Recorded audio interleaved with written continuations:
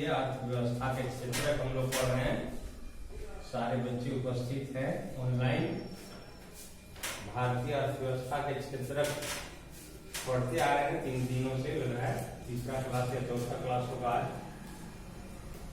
तो अर्थव्यवस्था के अंतर्गत हमने बताया था आर्थिक क्रियाएं क्या होती है, आर्थिक क्रियाओं का जिक्र हमने किया था। क्षेत्र कितने प्रकार के होते हैं, क्षेत्रकों के प्रकार।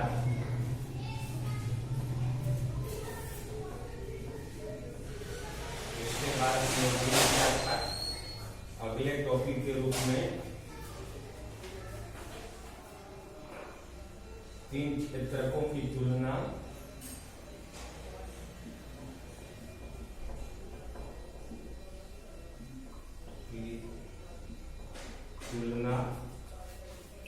अगला शीर्षक हमने डील किया था क्षेत्रकों में ऐतिहासिक परिवर्तन।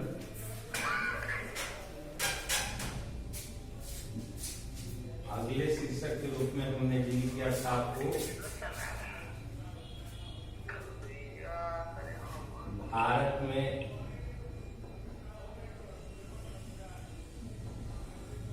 प्राथमिक, द्वितीयक एवं तृतीयक क्षेत्र।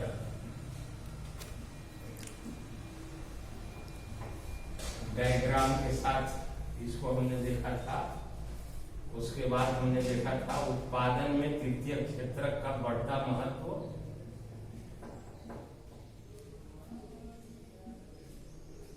तृतीय क्षेत्रक का बढ़ता महत्व,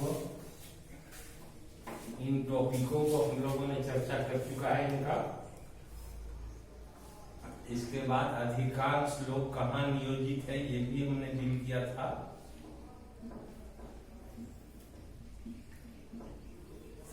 कहाँ नियोजित हैं,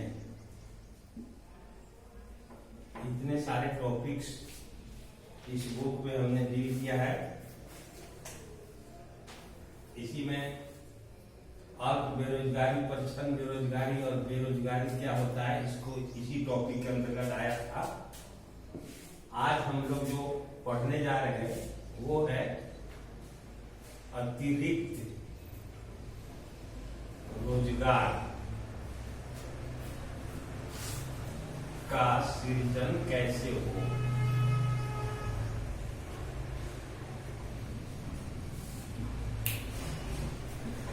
ये टॉपिक है आज का आपका, ये शीर्षक है इसी लेसन के अंतर्गत। ये लेसन है आपका भारतीय अर्थव्यवस्था के क्षेत्र। इसके अंतर्गत हम लोगों ने डील किया है आर्थिक क्रियाएं क्या है, क्षेत्रकों के कितने प्रकार होते हैं, 3 क्षेत्रकों की तुलना कैसे की जाए, क्षेत्रकों में ऐतिहासिक परिवर्तन होते रहते हैं, भारत में प्राथमिक, द्वितीयक और तृतीयक क्षेत्र की क्या स्थिति है, उत्पादन में तृतीयक क्षेत्र का बढ़ता महत्व, अधिकांश लोग कहाँ नियोजित है, माने कहाँ रोजगार पा रहे हैं, किस क्षेत्र का। इतने टॉपिक्स हम लोग डील करते हैं। आज हम लोगों को देखना है कि अतिरिक्त रोजगार का सृजन कैसे हो। हम अपने देश में अतिरिक्त रोजगार का सृजन कैसे करें। इसके लिए जो कल हमने एग्जाम्पल एक समझाया था लक्ष्मी का। लक्ष्मी एक छोटा किसान है, उसके पास 2 एकड़ असिंचित भूमि है। कल हम लोगों ने पढ़ा था लक्ष्मी किसान है, 2 हेक्टेयर असिंचित भूमि उसके पास है। ये हम लोगों ने देखा था, जिसमें इसके पास 5 सदस्य हैं परिवार में। और पांचों लोग इसी भूमि पर काम करते हैं और सारे लोग रोजगार पाते हैं, लेकिन सभी लोगों की जो क्षमता के अनुसार काम जितना मिलना चाहिए या नहीं मिल पाता है। क्योंकि जब कल एग्जाम्पल में हमने बताया था, इनमें से 2 सदस्य जब मुक्ताम के यहाँ मजदूरी पर काम करने लगते हैं तब भी इनका पैदावार कम नहीं होता है। इनमें से 2 सदस्य अगर शहर चले जाते हैं उद्योग में काम करने, तब भी इस 2 हेक्टेयर असिंचित भूमि से जितना ज्वार बाजरा का या अरहर की उपज होती थी उतना ही हो रहा है। एक ही सदस्य के लिए पर्याप्त है वो। इसका मतलब है कि 4 सदस्य इसमें अतिरिक्त भार के रूप में थे। चारों को जब हटाया गया तो इस परिवार की आय बढ़ी, बाहर से पैसे आने लगे, कृषि उत्पादन में कोई अंतर नहीं पड़ा। तो इसका मतलब है कि इस कृषि भूमि पर 2 हेक्टेयर कृषि भूमि पर अल्प बेरोजगारी थी, जिसको परछन बेरोजगारी भी कहते हैं। तो इस तरह का जो अल्प बेरोजगारी और परछन बेरोजगारी है कृषि क्षेत्रों में, इसको दूर करके हम रोजगार का सृजन कर सकते हैं। तो हम कैसे दूर कर सकते हैं? मान लेते हैं थोड़ी देर के लिए कि लक्ष्मी के परिवार के 5 सदस्य कहीं अन्यत्र नहीं जाते, इसी 2 हेक्टेयर असिंचित भूमि पर काम करते हैं, लेकिन सरकार या बैंक ने उसको सहायता दिया और सिंचाई करने की व्यवस्था वह कुआं खोद कर अपने खेत में कर ली, जिससे वह रबी फसल के रूप में गेहूं की अतिरिक्त खेती करने लगे, जिससे वो कुछ सदस्यों का काम और बढ़ गया और उस अतिरिक्त उत्पादन से उसकी आय बढ़ी। तो यहाँ रोजगार का सृजन हो गया। इसी प्रकार अगर हम देखते हैं कि विस्तृत रूप में अगर किसी राज्य या देश की सरकारें व्यक्तिगत रूप से कुआं की सुविधा न प्रदान करके किसी नदी घाटी परियोजना का निर्माण करती है और नदियों पर बांध कर उस क्षेत्र के कई किसानों के खेतों को सिंचाई की सुविधा उपलब्ध कराती है, जिससे उस क्षेत्र में पैदावार बढ़ जाते हैं, फसलों का जो संख्या है वर्ष में उगाने का वह बढ़ जाता है, जिससे अनेक तरह की खेती होने लगती है, कई चीजों की खेती होती है, लोगों को सालों भर काम मिलता है, उत्पादन बढ़ जाता है, जिससे कि प्रत्येक व्यक्ति की प्रत्येक परिवार का आय भी बढ़ जाता है और जो अल्प बेरोजगारी या परछन बेरोजगारी है वह भी दूर हो जाती है। हो सकता है कुछ किसान दूसरे जो जिनके पास खेत नहीं है, भूमिहीन श्रमिकों को भी अपने यहाँ मजदूरी देने लगते हैं। इस तरह से जो है सो रोजगार का सृजन हम कर सकते हैं। लेकिन यहाँ हम देखते हैं कि केवल सिंचाई तक ही सीमित नहीं है किसी किसान की आवश्यकता या लक्ष्मी की आवश्यकता। इसको सिंचाई के अतिरिक्त उत्तम बीज,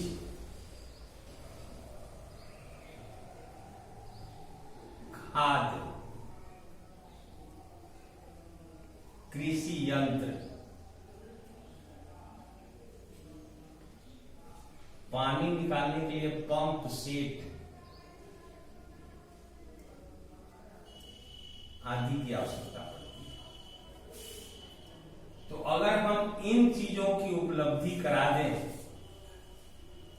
छोटे छोटे ग्रामीण क्षेत्रों में किसानों को, तो उनकी उपज कई गुना बढ़ जाएगी। उत्तम बीज, खाद का प्रयोग करके, कृषि यंत्रों का प्रयोग करके, पंप सेट्स के द्वारा सिंचाई करके, इनसे कई सुविधाएं उन्हें मिलने लगेगी और उनका उपज कई गुना बढ़ जाएगा।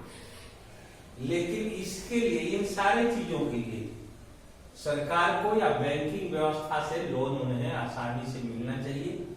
अगर ये स्थानीय साहूकार से ब्याज पर रुपए लेते हैं तो फंसते चले जाएंगे। अधिक ब्याज दर देने से इनको कोई विकास या कोई लाभ नहीं होगा।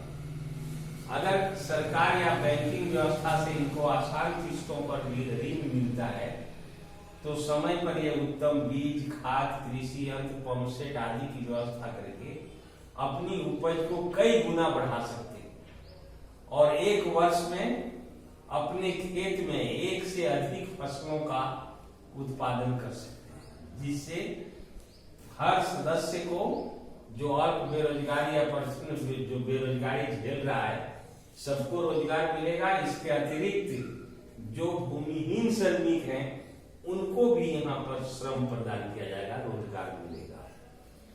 तो इस प्रकार ग्रामीण क्षेत्रों में इन सारी चीजों की व्यवस्था करके हम रोजगार का सृजन कर सकते हैं।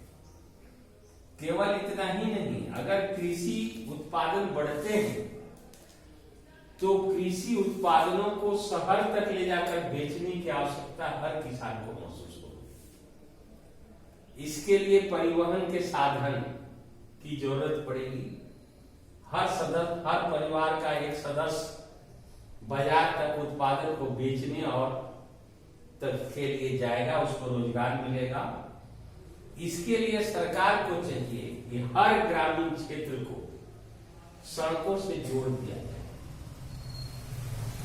और परिवहन साधन जब सड़कों से जोड़ दिया जाएगा तो छोटे छोटे ट्रक, बसें, गाड़ियां सभी किसानों के खेत तक पहुंचने लगेंगे और किसान अपने अतिरिक्त उपज को अच्छे दामों पर शहरों में बेचना शुरू करेंगे, जिससे परिवहन में लगे लोग, सड़क निर्माण में लगे लोग, व्यापार बढ़ जाएगा और कई सदस्यों को, कई लोगों को उसमें रोजगार मिलने लगेगा। इस तरह से कृषि में ही कई प्रकार के रोजगार का सृजन हो जाएगा। इसके अतिरिक्त सरकार यह भी कर सकती है कि कुछ ऐसे उपज होते हैं कृषकों के जो जल्दी खराब हो जाते हैं, जैसे सब्जियां, प्याज, आलू, ये सब के लिए प्रशीतनशाला, कोल्ड स्टोरेज, भंडार की व्यवस्था अगर सरकार कर दे तो उनको अपने उत्पादन के अच्छे कीमत भी मिलने लगेंगे, साथ में वो बर्बाद भी नहीं होंगे और कई लोगों को इन भंडारण आदि में रोजगार भी मिलने लगेगा। तो इस तरह से हम कृषि क्षेत्र में ही कई प्रकार के रोजगार का सृजन कर सकते हैं। इसके अतिरिक्त और भी आप देख सकते हैं कि भारत में स्कूल जाने वाले बच्चे जिनकी आयु 5 से 29 वर्ष तक है, ये शिक्षा प्राप्त करते हैं। 5 वर्ष से 29 वर्ष के आयु वर्ग वाले व्यक्ति शिक्षा प्राप्त करते रहते हैं। इनको अधिकार है कि वे शिक्षा प्राप्त करें, लेकिन इस आयु वर्ग के व्यक्ति का मात्र 47% लोग ही स्कूल कॉलेज में पहुंचते हैं। बाकी 53% लोग यूं ही घूमते फिरते रहते हैं। तो इस 47% जो हुए, माने कि पूरी जनसंख्या का यह 47% हुआ। 5 से 29 आयु वर्ग की जो जनसंख्या है भारत में, वह 47% है कुल जनसंख्या। और इस 47% को अगर हम 100% मान लें कि स्कूल जाने वाले जितने लोग हैं उसको 100% मान लें, तो इनमें से मात्र 52% लोग ही स्कूल कॉलेज में पढ़ते हैं। इसका मतलब 48% लोग स्कूल नहीं जाते, स्कूल कॉलेज नहीं जाते।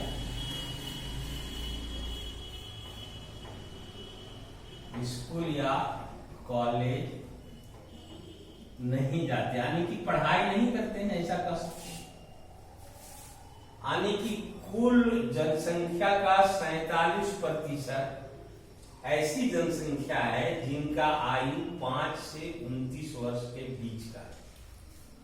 और 5 से 29 वर्ष के बीच वाले जो आयु वर्ग के लोग होते हैं वही विद्यालय, कॉलेज आदि में पढ़ने जाते हैं। तो यह जो कुल जनसंख्या का 47% है, अगर उसको हम 100 मान लें, 100 कर देते हैं, जितने स्कूल जाने वाले लोग हैं उसको 100 मान लेते हैं, उसमें से 52% लोग ही स्कूल कॉलेज में पढ़ते हैं। बाकी 48% लोग जो बच्चे होते हैं, जो 5 से 29 आयु वर्ग के लोग हैं, वे कभी स्कूल कॉलेज का मुंह नहीं देखते। तो वे लोग क्या करते हैं? वे लोग या तो अपने खेतों में माता पिता का सहयोग करते हैं, काम करते हैं, या यूं ही खेल कूद करके अपना जीवन बिता देते हैं, या बंधुआ मजदूर के रूप में किसी होटल और फैक्ट्री आदि में काम करते हैं। तो अगर यह निश्चित कर दिया जाए कि ये जो 48% लोग हैं, जो 5 से 29 वर्ष के आयु वर्ग के लोग हैं, अगर ये भी सारे लोग स्कूल कॉलेज जाने लगे तो हमें और अधिक स्कूल कॉलेज के भवन की आवश्यकता होगी, और अधिक शिक्षकों की आवश्यकता होगी। और इस आधार पर अगर हम इसकी व्यवस्था करते हैं तो अनुमान लगाया गया है कि अभी जितने लोग नहीं जा रहे हैं स्कूल कॉलेज, अगर ये सारे लोग जाने लगे स्कूल कॉलेज तो 20 लाख शिक्षकों का अतिरिक्त आवश्यकता पड़ेगी। 20 लाख शिक्षक की अतिरिक्त आवश्यकता होगी। तो 20 लाख तो तुरंत 20 लाख लोगों का रोजगार का सृजन तो यहां पर तुरंत हो जा रहा है शिक्षा विभाग से।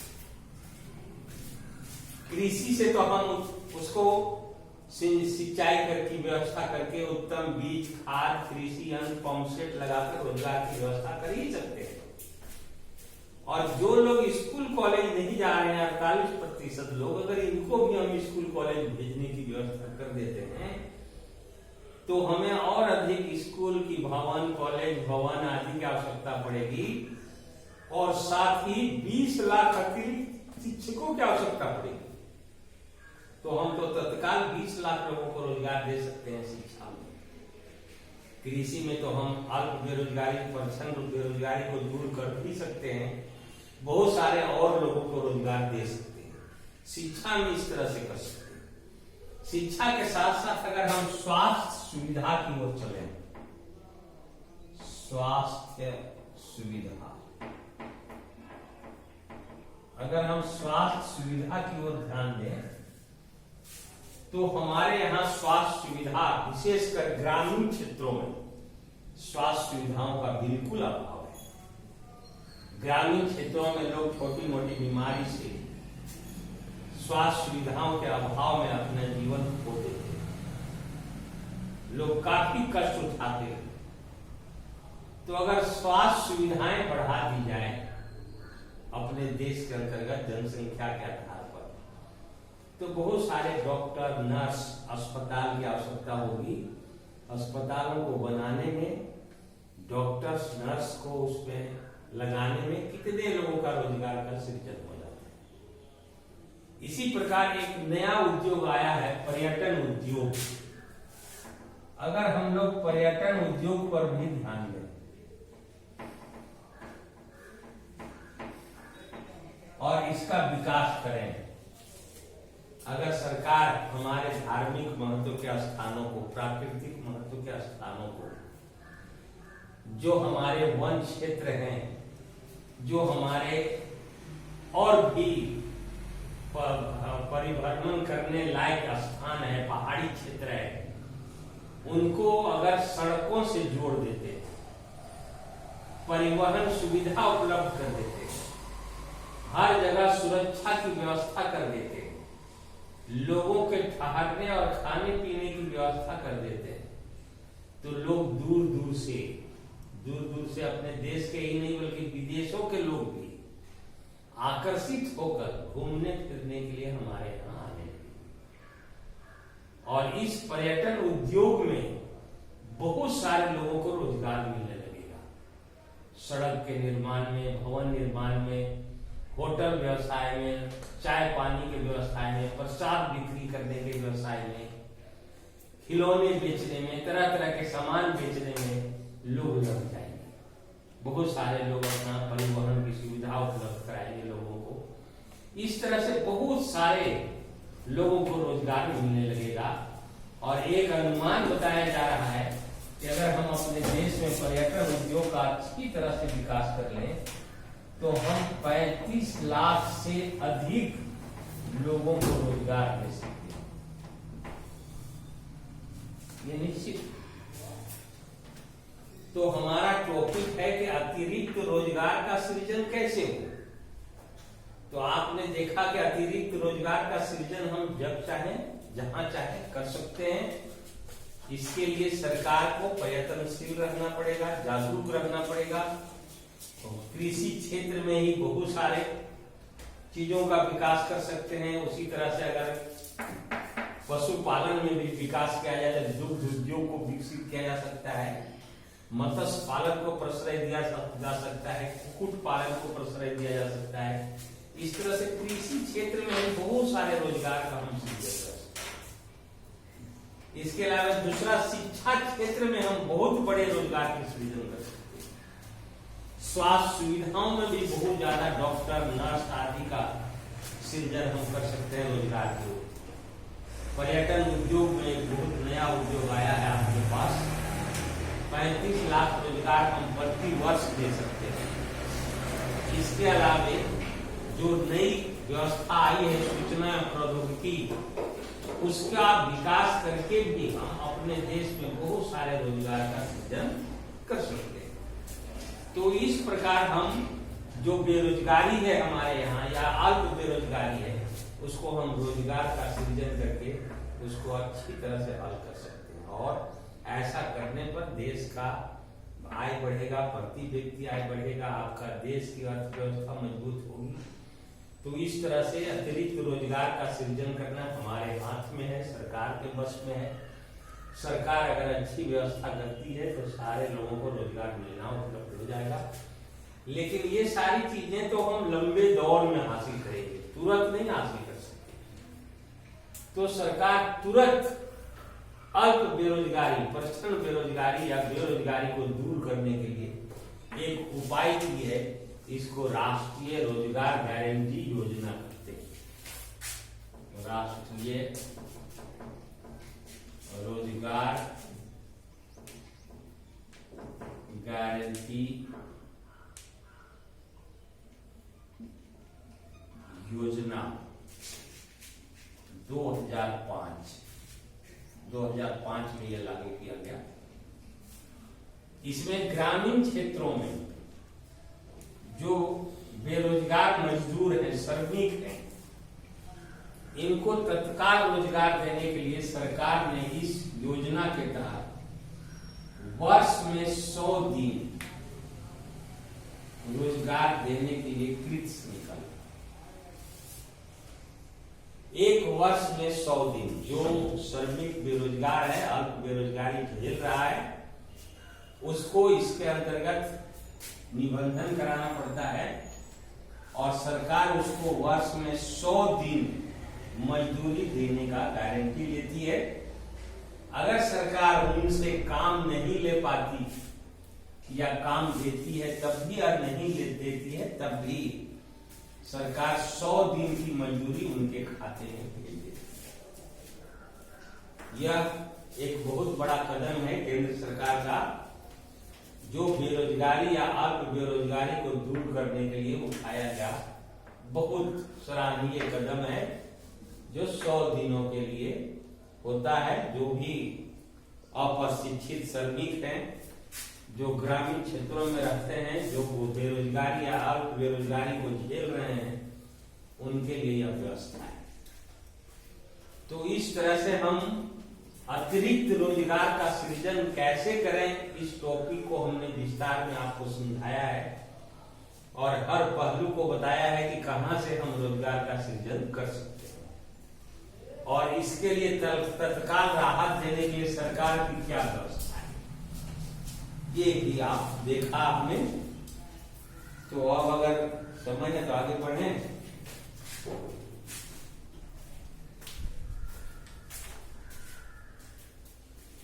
ये टॉपिक स्पष्ट हो गया आपका?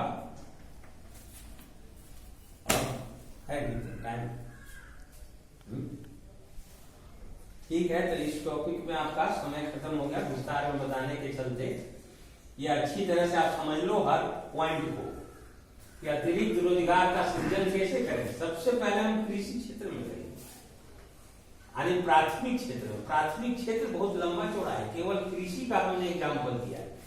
इसमें दुग्धशाला का भी वर्णन कर सकते हैं, मत्स्य पालन का कर सकते हैं, कुक्कुट पालन का कर सकते हैं। ये सारे चीजों को इसमें ले सकते हैं। इसका दूसरा क्षेत्र है शिक्षा में। भारत में शिक्षा में बहुत ज्यादा विकास किया जा सकता है, क्योंकि भारत के सारे बच्चे जो 5 से 29 वर्ष आयु वर्ग के अंतर्गत आते हैं उनको शिक्षा प्राप्त करने का अधिकार है। वे स्कूल कॉलेज जाते हैं, जो कि हमारे कुल जनसंख्या का 47% में है। लेकिन इस 47% को यानी कि 5 से 29 वर्ष आयु वर्ग को अगर 100% माने तो केवल 52% लोग ही, आधा से थोड़ा सा ज्यादा स्कूल कॉलेज जाते हैं। बाकी 48% लोग स्कूल कॉलेज से वंचित हैं। आज भी या तो खेल कूद करके अपना जीवन बर्बाद कर रहे हैं, या तो माता पिता का खेती में थोड़ा बहुत सहयोग करते हैं, या तो बंधुआ मजदूर के रूप में काम करते हैं। अगर इन सारे बच्चों को स्कूल जाना सुनिश्चित कर दिया जाए तो 20 लाख अतिरिक्त शिक्षक का रोजगार का सृजन तुरंत हो जाएगा।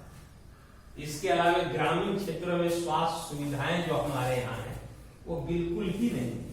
शहर में तो कुछ मिलता भी है, ग्रामीण क्षेत्र में तो बिल्कुल नहीं। अगर अस्पताल का निर्माण किया जाए तो डॉक्टर और नर्सों को बहुत अधिक रोजगार मिलेगा। एक नया उद्योग आया है पर्यटन उद्योग, बहुत ही मायने रखता है।